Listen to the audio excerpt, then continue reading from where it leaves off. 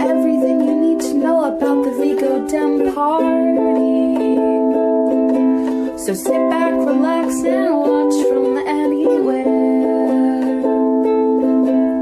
Get ready for a chat with a chair.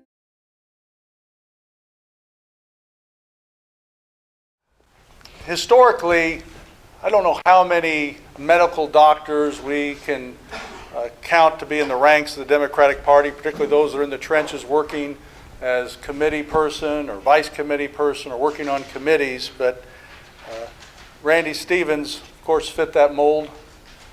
Grew up on the avenues, grew up at the knee of a parent that was so immersed in the Democratic Party. And in light of that, we've been so blessed in this county to not only have one physician that meets that background, but our next speaker does as well. In fact, other than Randy's family, I can't think of a more appropriate person to speak at a tribute or any event to talk about Randy Stevens than Dr. Jim Turner.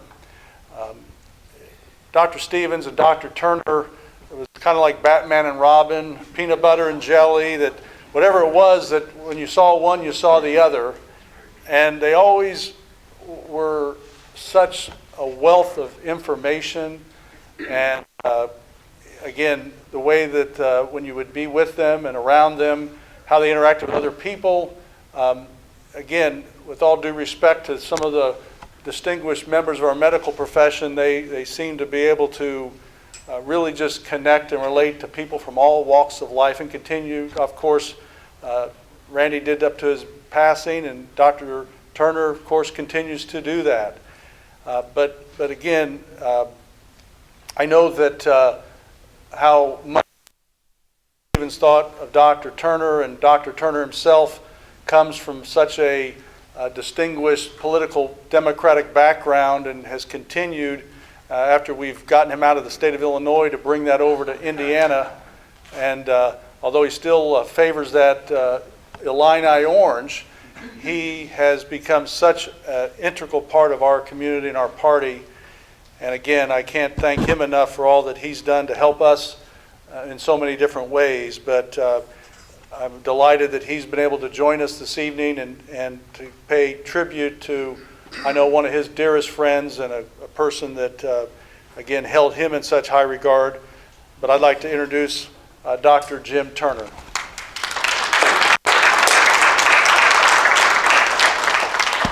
Good evening.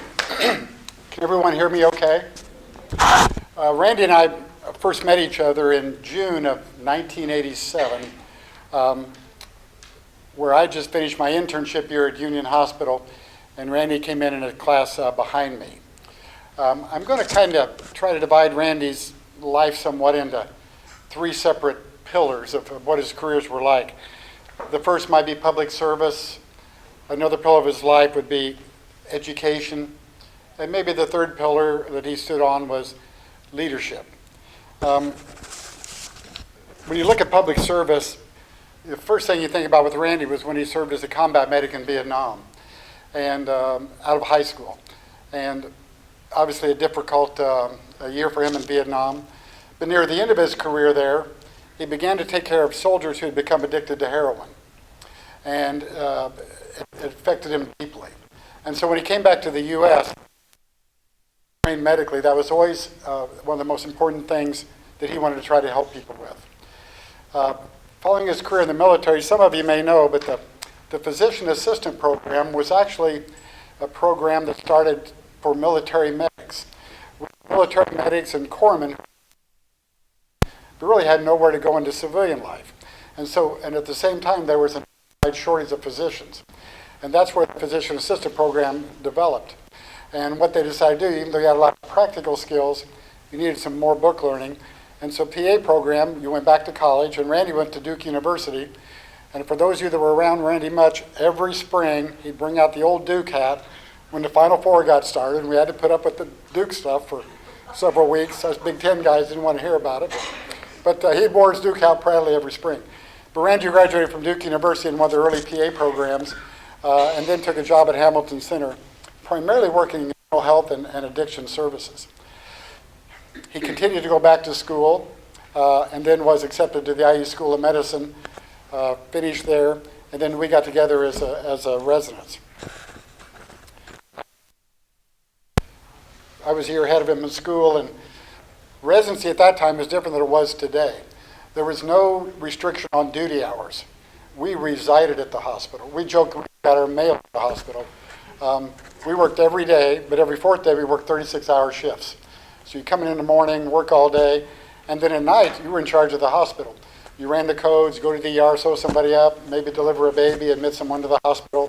You took a shower and you stayed the next day till 5. And that's just what it was. We all did it and actually kind of enjoyed it. I can remember one night, Randy and I were in the labor room, 2 or 3 o'clock in the morning, waiting on a baby, and we got to talking about getting to know each other about our wilder school and college days. And we kind of decided there's probably a good thing we didn't grow up together, because the hooligans he ran around with from the Avenues, and the hooligans I ran around with from Marshall, if we would have all got together, we would have never made it here today. We would have ended up at some pokey somewhere in New Orleans probably, but fortunately we didn't meet until that time. The other part of public service talked about with Randy was St.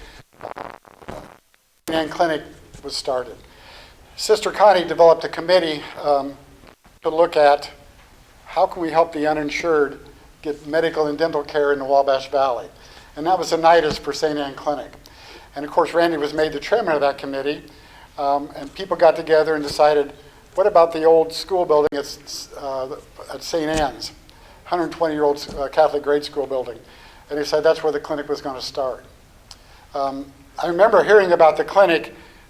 I was sitting in the back row of St. Anne Church, and don't think I was a regular attendee, because I'm not. But anyway, you know how Providence works. I've been working with Providence for a long time. But sitting in the back row, and Sister Pat got up to speak. Now, I later found out about Sister Pat. Sister Pat, before she became a nurse, and for a year she served in Vietnam. And as you know, the Viet Cong had no Navy. And what she did every day for a year, when a battle would break out somewhere in the jungle, the ship would sail as close as it could to the shore. They would chop her men out, wounded all day long. And she did that for a year. I remember seeing a picture of a bunch of nurses there on their ship, all smoking cigarettes, and you know what kind of a year they must have put up with. So she was pretty tough. So she gave a talk at Mass about developing this free clinic for the poor. It wasn't really for the poor. The clinic was for the working poor. If you had any type of insurance or Medicaid, you did not come there. So it was really for a clinic for people who were working and struggling, to make it. So afterwards, I went up and introduced myself and gave her my phone number, and she called me the next day and said, when can you help us? And I said, well, sister, my afternoons are Tuesday afternoon out. We're starting next Tuesday afternoon. Okay. You don't argue with the sisters, right? So anyway, that's the clinic started the next Tuesday afternoon, and was the director. When we started, we didn't have anything. We just had some curtains in some classrooms. There was no medical equipment hardly. We had some donated medications, but it slowly but grew and grew. And every Tuesday, we had a line of people in the parking lot to be seen. Randy, an educator, began to bring medical students there and residents there so that they could learn. We continued to grow, and we realized very quickly we could have somebody here full time. This has gotten too busy. And the patients were too complicated. They'd had no medical care often for years. So we asked Dave Duper, who was at that time the CEO of Union Hospital. We had several sisters came to the meeting, and sisters, what can I do? Tells us that the volume, we need a full-time person here. We wondered, would Union Hospital donate a nurse practitioner to the clinic? And Dave said, well, that won't be a problem. Is there anything else I can do for you? And Randy and I looked at each other and said, we should have had a list. But so we got Karen Smith. We had a nurse practitioner who came and served for our patients for 15 years. On the education side, college students volunteered. Again, the clinic ran for 18 years. We kept track.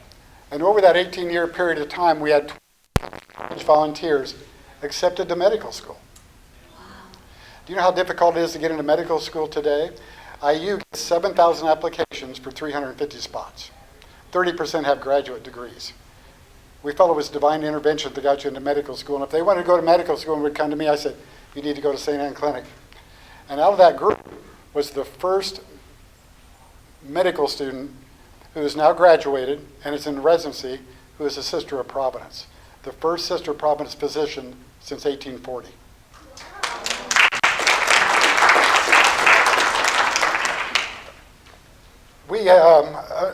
I serve as a medical director of the Luger Center, and I understood that Senator Donnelly was coming to Terre Haute a few years ago. So we invited him to come to the clinic because we had some discussions about becoming a federally qualified health center.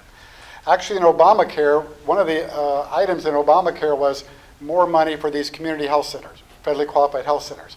And we had grown to such volume that we knew we were going to have to do something differently. So we invited a senator to come. So we met in a classroom, of course. That's all. We're in a school building. And so the senator and Randy and I and Sister Lawrence Ann met, and he said, Sister, I want you to know, I was raised by the Jesuits since kindergarten, and then I went to Notre Dame. And Sister says, well, you're okay then. Was checking him out. So we told the senator about our plan to become a federally qualified health center. And he said, when you need a letter of support, let my office know. So after a 160-page application, we sent it in, and we sent the senator's office a note, and within an hour, a text arrives offering his letter of support. 2 weeks later, a check arrived, $750,000.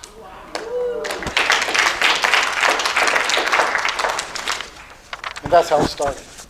Today, Wabash Valley Health Center is 55 full-time employees, 2 full-time physicians, 2 full-time dentists with a dental suite, behavioral health, and mental health services. It was truly a seed ministry of the Sisters of Providence. So it's there today. When it comes to education, Randy was a natural teacher because he taught by example. There was no question about his compassion for people. But Randy not only taught the science of medicine to students, he taught the art of medicine, which was equally as important. And so when we'd have discussions about it, we'd make rounds, and then we would sit and discuss patients and what was wrong with them, what we're going to do about them. And so the students would ask, they'd present a case, and so Randy would think about it, and the students were wondering, well, should we order this test or that test? And Randy said, that's not what you need to do. You need to go back upstairs. You need to sit at the bedside, get that patient's history again, redo their physical. The patient will tell you what's wrong with them. You don't need to order all these tests. And that's how they learned. Randy taught him to go to the bedside. Tell you a quick story about someone named Dr. Tom Katina. Randy and Jim Buechler realized that in our rural areas, and we had a rural medicine program, that rural folks didn't have access to the same health care. And not only that, they didn't have access to C-sections or procedures like EGDs or colonoscopies. So they developed a program where if a resident stayed an extra 6 months, they could learn those procedures. So one year we were out at San Diego at a family medicine conference, and we got in touch with Dr. Tom Katina and took him out to dinner. We were recruiting him. When we looked at Tom's resume, all academic, all-American football player at Duke University, at Brown University, then he went to Duke Medical School, the top medical school in the country, and he was a naval officer. So we met him out in San Diego when he was on duty out there. So Randy and I and we recruited him. We're going to get Randy and I both on you at the same time because you're going to be in trouble. So why does a guy like that come to Terre Haute? Randy put the spell on him. So Tom came to Terre Haute and spent 2 years and learned all these procedures. Tom's family was very religious. His brother was a priest, and Tom always wanted to be a missionary. So when he left our residency, he went to Kenya, and he worked at a Catholic hospital on the outskirts of Nairobi, and took care of people in what's called the Kibera slum. You may have heard of it. When President Obama was a senator, he went back to Kibera, and he got tested for HIV, so people there could learn about HIV testing. As you know, Obama's roots were very dear in Kenya. So Tom helped set up a Catholic hospital there, caring for these people with no running water, no electricity. And after about 5 years of that, and actually I went, Jim Buechler, we spent 3 weeks with him in Kenya. But after about 5 years there, and the only thing Tom would say is, I had a calling. I was called. That's all he would say. He was called to the South Sudan, one of the most war-torn, desolate, dangerous places in the world to be, even today, let alone back then. Civil wars, constant strife, but Tom was called. And he set up a Catholic hospital there. Tom is the only physician caring for 300,000 to 400,000 people. He's been bombed, he's had malaria,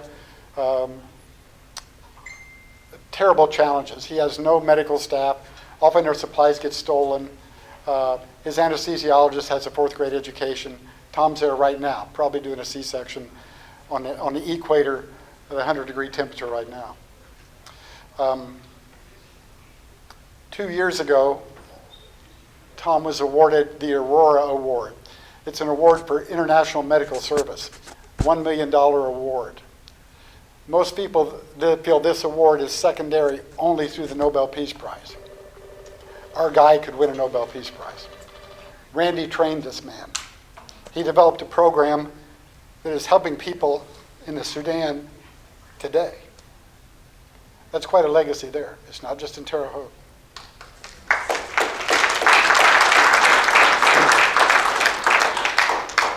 Randy served as the director of the residency program. That's a hard job. He did it for 8 years. He trained over 140 physicians during his time.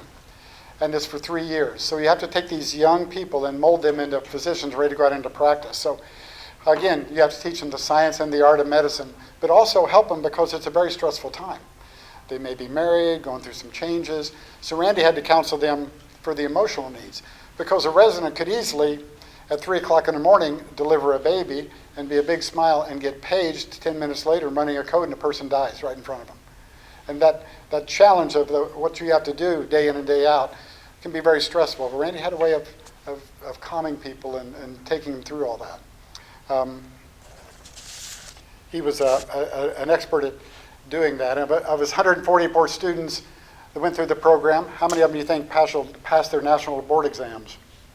144. Yeah.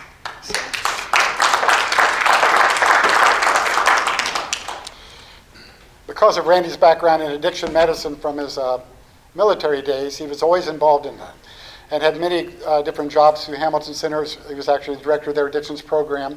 And Randy always pulled me into jobs with him. I had about 5 jobs with Randy. We did some work at Charter. I helped him with the detox center. When John Marble was the sheriff, Randy became the sheriff, the jail doctor for about 5 years. I was his weekend guy, second worst job I probably ever had. You know how it is to take care of people in jail? Well, the sheriff knows, but because it's not like prison. These people were out the night before. They've been punched in the head, they've overdosed, they were drunk, they got dog bit, whatever happened to them. So my day would start going to the drunk tank. That's what you call it. And there's not much there except a bathroom, but there'd be 8 or 10, 12 people. They were my responsibility for the weekend. So I'd have them all stand up, at least look them in the eye and make sure they got through the day, and then they would get released when their blood alcohol was 0. And then I'd go upstairs and see who was ever there. But Randy did that for 5 years. I would often offer medical students an opportunity to go to the jail because, you know, there's physicians work in prison and so forth. And, oh, yeah, we'd like to go. But it's fun to watch a medical student, how close they got to me as one door slammed and another door slammed. And pretty soon they were Velcroed on my hip because at our exam room, there was no deputy. If somebody wanted to punch you, you were going to get punched. There's a camera, whatever that was for, but, you know. So that medical student, where's Bob? Oh, they were right there, you know. But we were always about giving students experiences, and they got that experience too. But what Randy really taught the community and taught all of us, and he encouraged me, and I also became certified in addiction medicine. Actually, addictions are the most expensive disease in America if you put everything together. The Coast Guard, the DEA, Afghanistan, who's incarcerated at $50,000, $60,000 a year, lost work time, neonatal abstinence syndrome, babies born addicted, HIV, hepatitis C, it goes on and on and on. So if you ask a medical student what's the most expensive disease in America, they'll tell you cancer or heart disease. They're wrong. It's addiction disease. And we're still not doing a very good job teaching our young people, but with people like Randy, we've made a big impact. But he taught people that addictions is a disease. It's not a flaw of your character. It could be any of us and anybody in our family. And that was not our job to criticize people. Our job was to help people, that this was a disease that had signs and symptoms, and it had treatments, and we can help people get better. And I'm certain there are hundreds of people in the Wabash Valley who are alive. I mean alive, because of what Randy's philosophy was and what he brought to our community to help those people.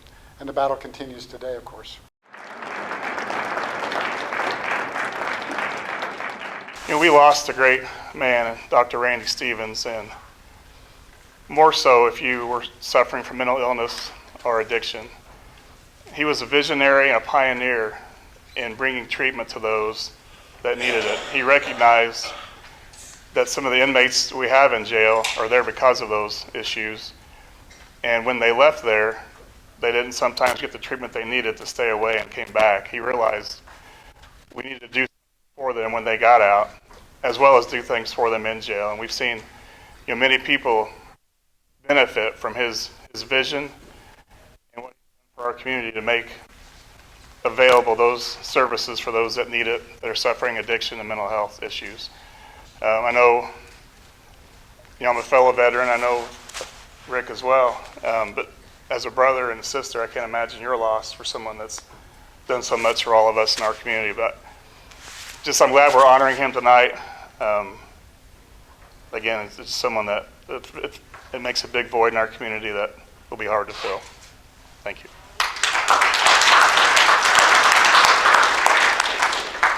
I'd like to ask Councilperson Vicki Wager to come forward. She's going to introduce our next presenter. And again, I know that Councilperson Wager spent a lot of time consulting with Dr. Stevens on so many topics that impacted her work, both previously in the media, but also then more recently on the county council. Vicki Wager.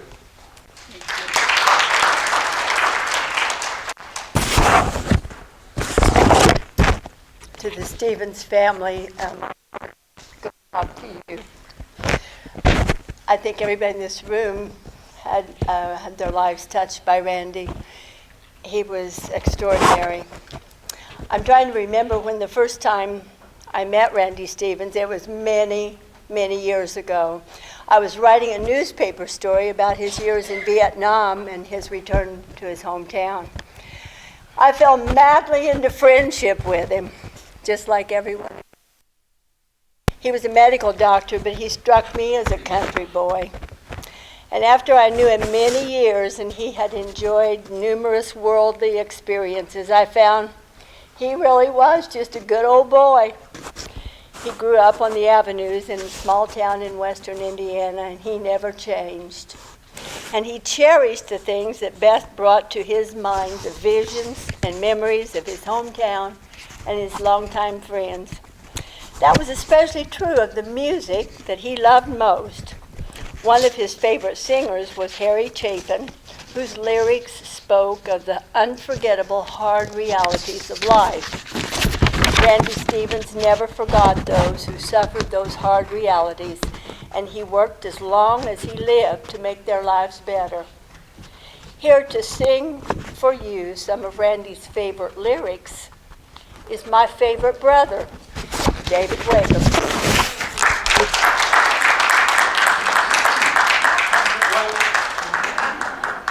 I see trees of green, red roses too. They bloom for me and they bloom for you. And I think to myself, what a wonderful world. But I see skies of blue and clouds of white, the bright precious day and the dark sacred night. I think to myself, what a wonderful world. The colors of rainbows so pretty in the sky are also on the faces of people passing by. And I see friends shaking hands, saying, how do you do? But they're really saying, I love you. And I hear babies crying learn much more than I ever know. And I think to myself,